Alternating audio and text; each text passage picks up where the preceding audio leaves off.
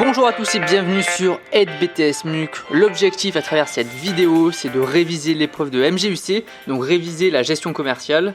Et si vous voulez aller justement plus loin et réviser en seulement quelques minutes, vous pouvez aller sur le site, tous les liens sont en description, il y a plus de 80 fiches de révision pour votre épreuve de MGUC. Allez, c'est parti. L'une des premières étapes du recrutement, donc d'abord la fiche de poste et ensuite on verra le profil du candidat et même l'offre d'emploi à la fin de cette vidéo. Comme ça, vous aurez à peu près toute la phase préparatoire à un recrutement. Donc l'objectif de la fiche de poste, c'est de récapituler justement tous les points clés du poste, tous les points qui sont super importants et qui définissent le poste en lui-même. Donc voici un exemple de fiche de poste pour un manager de rayon. Donc on va voir chaque ligne. Donc déjà on a le poste, donc l'intitulé qui sera présent sur le contrat. Est-ce que c'est un manager de rayon? Est-ce que c'est un chef de rayon? Bon, ça change pas beaucoup, mais c'est l'appellation qui des fois peut changer. Est-ce que c'est un employé commercial? Est-ce que c'est un chef de secteur? Ça c'est important, c'est sur le contrat et ça permet de savoir un peu le niveau de contrat que c'est. Donc on a le statut. Donc dans le statut, on a la partie à la fois si c'est un CDI, donc un contrat à durée indéterminée, un CDD ou un contrat d'intérim. Et aussi on a la partie vraiment du statut en lui-même du poste. Bon, est-ce que c'est un agent de maîtrise, un employé ou un cadre? Donc dans la plupart des enseignes, les managers de rayon sont des agents de maîtrise. Et après rarement ils sont des cadres. Après il faut être vraiment chef de secteur pour passer dans le domaine du cadre. Donc là il y a dans les cadres, c'est au niveau du salaire, c'est un peu plus c'est différent, c'est un peu plus élevé. Il y a quelques avantages supplémentaires. Ensuite, on a la durée de travail, donc hebdomadaire.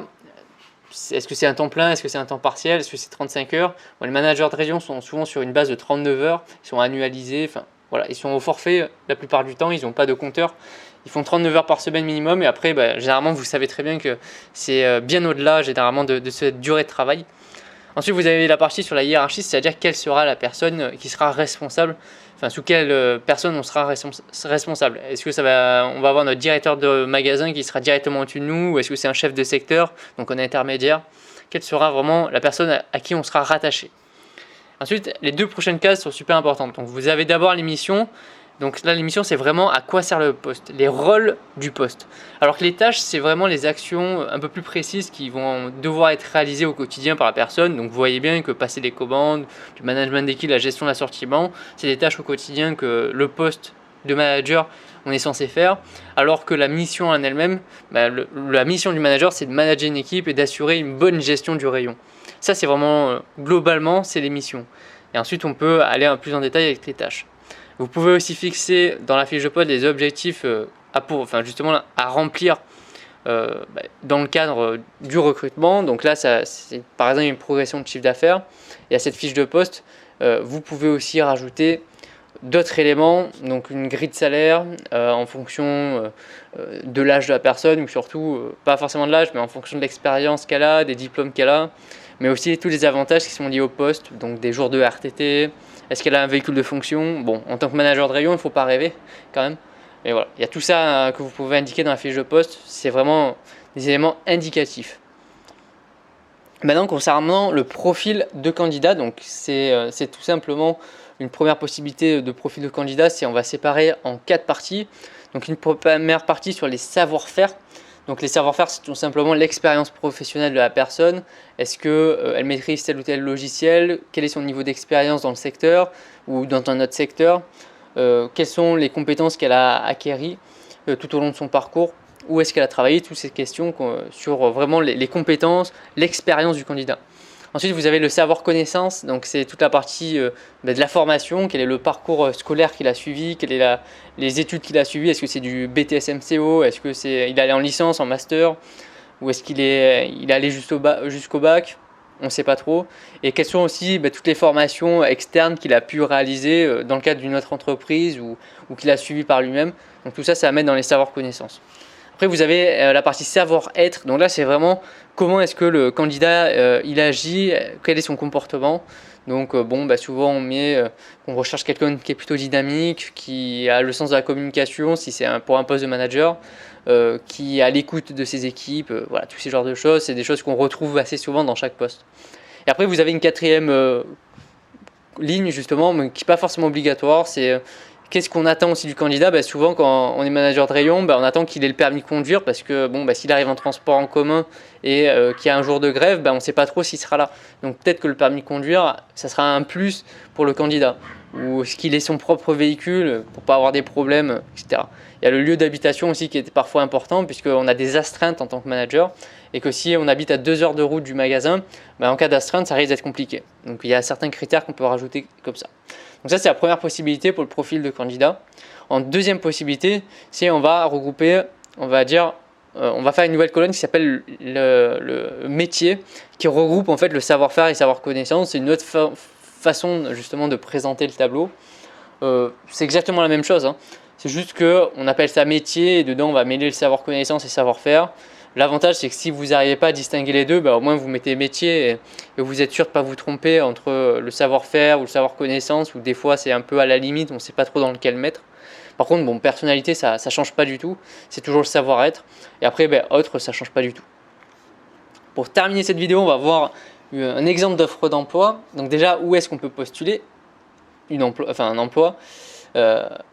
Déjà, Pôle emploi, forcément, c'est le premier organisme auquel on pense. Après, vous avez les agences d'intérim, parce que des fois, vous avez besoin peut-être d'un poste saisonnier, ou sinon, peut-être qu'il y a des intérimaires, des fois, qui recherchent un poste un peu plus stable. Donc, les agences d'intérim, elles ont un gros vivier de candidats, ça peut être intéressant.